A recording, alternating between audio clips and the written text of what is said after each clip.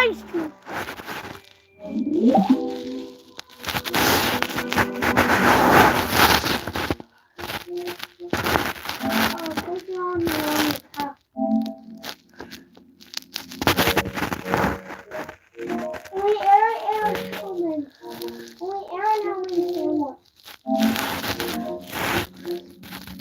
It's not 5 minutes.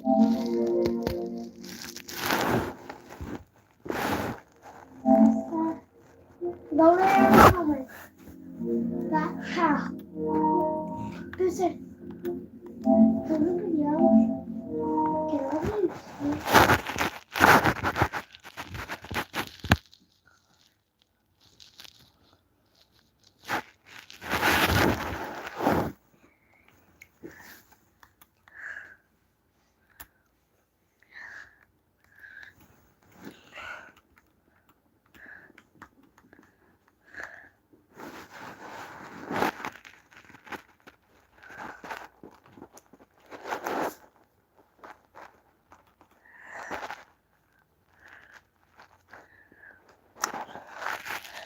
Alrighty, everybody. Good morning. We are currently having a tornado warning anywhere from Wyoming all the way back into Michigan. Now this is extends into Canada, so sure are in anywhere Canada. Stay weather away.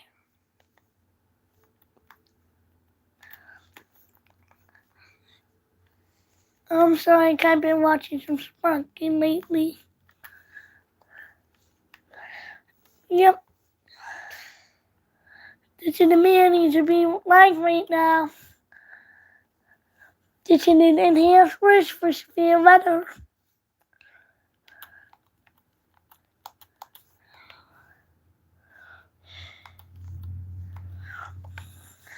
Everyone loves the New Jersey chocolate chunk mini cookies. I'm gonna make it so that way you guys cannot hear it.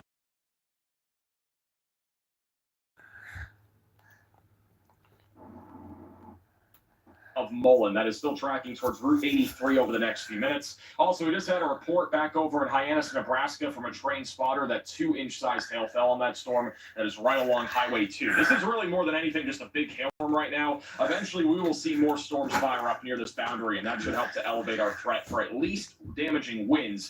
We should start to see a more significant wind threat start to evolve here over the next few hours across our severe thunderstorm watch. Gotta go over to Freddie, and I'm going to pull up the watches here in just a moment as well. Where's your little set it up here for now? Just gonna try, or I gotta just keep it like, no, there we go. Alright, gotta find I think I'm gonna keep cooking. So a large disorganized low cloud Both are looking good. is off to their west right now. This is the severe thunderstorm watch that we have in place back over in the upper Midwest today. So this will be back over in areas like Minnesota and also Wisconsin and Michigan. This is going to be again until 10 o'clock tonight. They did not mention anything in this in terms of a tornado risk, but there is a potential for a couple of tornadoes this afternoon and evening. I think the peak of the tornado threat in the Midwest will be between 5 and 7 o'clock. Not really a long window, but if we get anything discrete near our, our frontal boundary, there may be a tornado or two. This is anywhere from St. Cloud and Minneapolis back over into the Upper Peninsula. Scattered 2-inch sized hail and scattered damaging wind gusts up to 70 miles per hour is likely. And then back over in Nebraska and South Dakota, they also didn't mention anything about tornadoes in this watch, which kind of surprises me because I think this is the area that has the best chance of at least seeing maybe 1 or 2 more tornadoes today. From Mitchell, South Dakota, even back through Phillipsburg and Kansas, there is an elevated risk for scattered damaging wind gusts up to 80 miles per hour, frequent lightning, and then scattered hail to the size of 2 inches being a possibility. So this again goes until 11 o'clock tonight. Broken Bow, Lexington, Grand Island, Hastings, Holdridge, and as well as North Platte are all included in that risk for tonight. Also, they have gone ahead and allowed, I believe they're going to allow this tornado warning to expire in 2 minutes, but they have issued a severe thunderstorm warning to include areas north of Thetford and Seneca. That'll be for ping pong ball sized hail and 60 mile per hour damaging winds. Riley has an update. Go ahead, Riley. Hey Max, I have an update out of eastern Virginia where there is a moderate risk of flash flooding. There are multiple reports coming out of basically all of these flash flood warning polygons that there are people driving into floodwaters during rush hour and getting trapped in their vehicles and needing high water rescues. You guys can see that there are a ton of different flash flood warnings in this area. Rain is still falling. These floods are getting worse. Please do not drive through floodwaters. Turn around, don't drown. We've seen a lot of very unfortunate circumstances with flooding, and for whatever reason, people are still trying to drive through floodwaters. It sounds like there may be some portions of I-95 and I-85 that are closed due to flash flooding. Not fully closed, but down to a lane restriction as water's pooling on those roadways. So if you're traveling through the area, keep an eye out for that, and remember, turn around, don't drown. Alrighty, thank you, Riley, for the update. Also, this is a photo from last night back over in Scotch Plains, New Jersey, on one of the traffic cams. And this just gives you an idea of the power of only 6 to 7 inches of rain that fell back over here in Scotch Plains, New Jersey, on Park Avenue at US 22. Obviously, multiple cars were stranded. We've had a lot of submerged cars from all the flooding events that we've had recently, and I fully expect that, over the next few days, we are going to continue to see the potential for more major flooding. And if we go over to our hydraulical outlook for today, from the Weather Prediction Center, we do currently have a day 1 moderate risk of excessive rainfall. That's a very small one. It does include Farmville, Virginia, Blackstone, and then back through Templeton and Waverly. Petersburg's also included in that, and Petersburg was under a flash flood emergency last night. We also have a flash flood warning in effect for Richmond, Virginia, which is a much more populated area. Even back into the Midwest today, and also across the Central Plains, we do have a slight risk of excessive rainfall in place, for more flash flooding is going to be a possibility. All right, let me go back over to, it looks like John McKinney in South Dakota actually has, it looked like maybe a little lowering developing. That's John McKinney's view. It looks like maybe if something trying to lower, it looks kind of scuddy. This is on the cluster of storms east of Winter, South Dakota.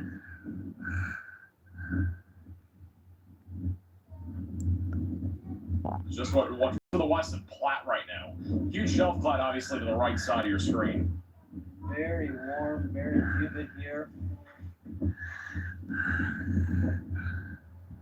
Amazing country. That's over in South Dakota. This also is storm or storm that just produced a tornado a few minutes ago. They've gone ahead and allowed the tornado to expire. They may issue an interim tornado. Storms able to organize again. It is free. But you still see a ragged little wall cloud here in the middle of your screen. This is heading from Stedford. I did get it. It was roughing out. Very hard to see. I got a picture of it. Of the rope out. Thank you, Rick and Carolyn, for becoming members, and Keaton for the $10 super chat. Try and get a better picture looking online.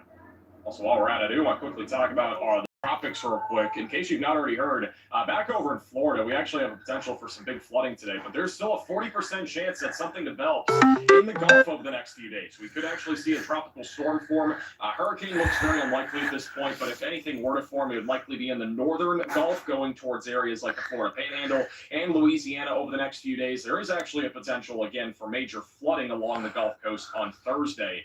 You can actually see the Invest 93L right now in Florida. You can actually see it spinning here.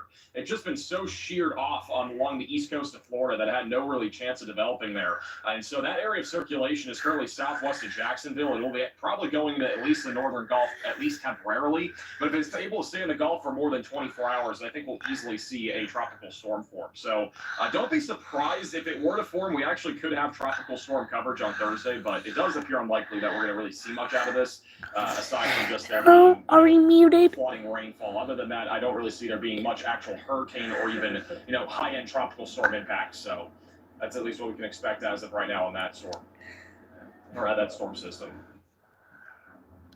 Back over to John McKinney on our shelf cloud back over in South Dakota right now. As of right now, we have 13 severe thunderstorm warnings. The majority of those are currently in the Central Plains in South Dakota and Nebraska. We have one in Minnesota. And then we have also a few down in Florida near Tallahassee. There's currently no tornado warnings. History is an India's risk. Just a large shelf cloud out here in Plains. What? Am I muted?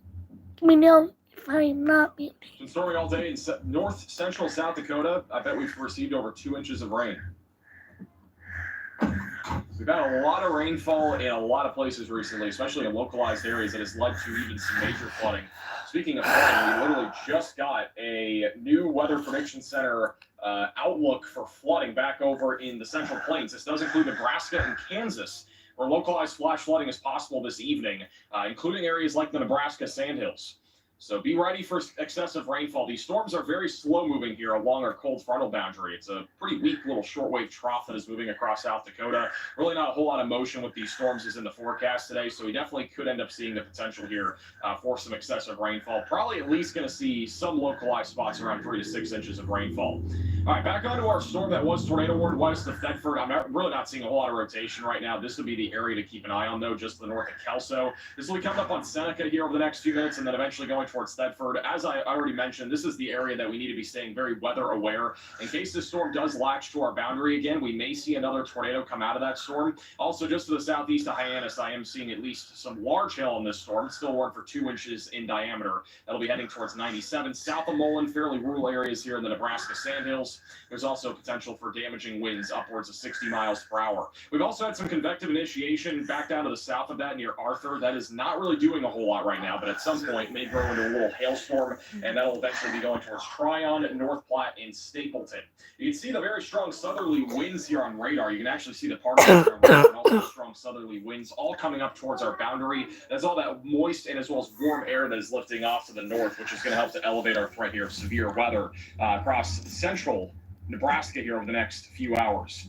This is back over to McKinney with the shelf cloud. This is also a Ryan Schultz storm that was tornado warned. It's still so hard to believe that. A little more elevated for right now. Good change. Thanks, Steve, for sending on Super Chat. In your forecast this morning, you showed a picture of Mount Joy in Pennsylvania flooded. That's where I am right now, directing traffic for power line repair. Appreciate you helping out there. Yeah, let me find those photos again. So we can a little bit, I think. For the record, we've had some kind of crazy stuff recently, but that is obviously flooding's been just crazy across the board here over the last couple of weeks. July is really common but these are some of the photos that we had. Photos I sent in from the flooding in Mount Joy, Pennsylvania. An entire farm essentially that was flooded over. Multiple cars again stranded in the roadways as well. See, that vehicle was stranded, likely stalled out because of the floodwaters. And then another low-lying area here that was flooded. Looks like some sort of barn that was flooded out here back over in Mount Joy, Pennsylvania. Unfortunately, this has been a very common sight over the last few days. And then on top of that, we also had a tornado. This was on Saturday, but I just want to throw it out there in case you did not watch our video from a couple days ago. We actually had a tornado sent in by Kurt Young back over in Oklahoma. This was actually in Oklahoma, over near Enid. It was a very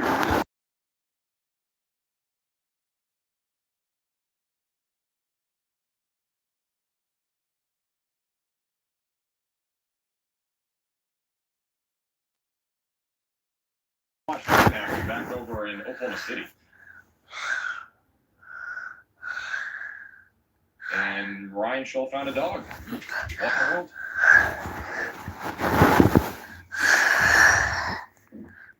Yeah. I thought this was just a random dog. I guess it's a dog. We have had situations before where a dog literally will show up out of nowhere, just like literally out there, just like abandoned or just doesn't have a home. Like Tony McKinney actually had that happen a couple weeks ago. He had there was a cat that he found a stray cat. This is apparently back over. This is a live shot back over in Virginia right now, one of the traffic cams. This is on I-95 mile marker 64 in Richmond, Virginia. Apparently, this is an area that we had an accident that has been backing up traffic, and that could be from all the flooding that we've had. There's a lot of back over there that we'll be keeping an eye on. There was an accident down that interstate on I-95 near Richmond. Funny has a cat now. I think he actually made a YouTube post about it. I'm pretty sure he gave it to the show. Areas here of these counties, just northeast of Arthur, eventually going towards Tryon. If this storm can catch up to the boundary, there could be a tornado risk, but for right now, it looks pretty much just outflow dominant. Don't really expect it to produce anything trionic here, at least in the near term. Also, this is over to Freddie McKinney. nice warm inflow right here. Oh my It's very God. warm. SUV, should I end my stream? Kind of blown in. Storm is attempting to set. I know. The outflow definitely hasn't shot past here yet. Still have some cumulus kind of working up in here that tells me we're still pretty unstable at the moment. Hey, Ryan from becoming a member. Right. Power just went out in Lawrenceburg, Indiana. That's interesting. We actually have strong storms west of Cincinnati right now. Bottom right of your screen. I'd be producing some gusty winds.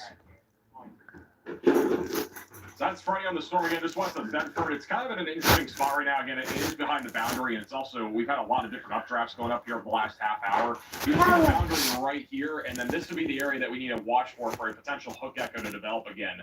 Velocities on radar have looked fairly broad. They've gone a little bit tighter here over the last few minutes, but it's really not an area of convergence yet. It's just an area of, winds. I don't really see a whole lot right now happen, at least in the next 5-10 minutes, but maybe in about 20 minutes or so, this thing may become erratic again as it gets closer to Bedford.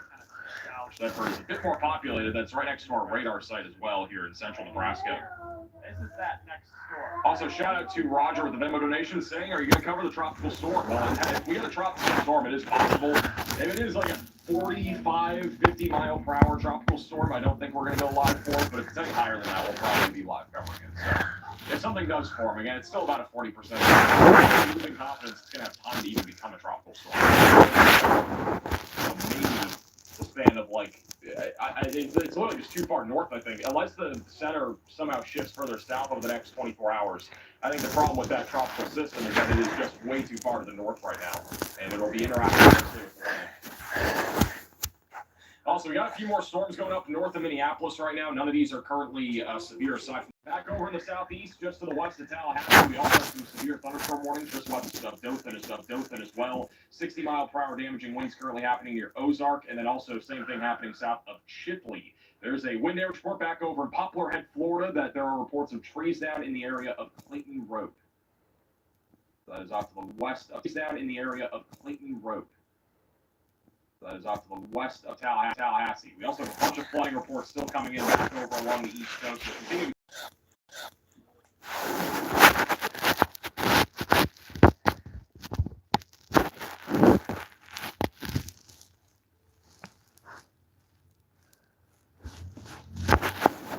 Don't forget.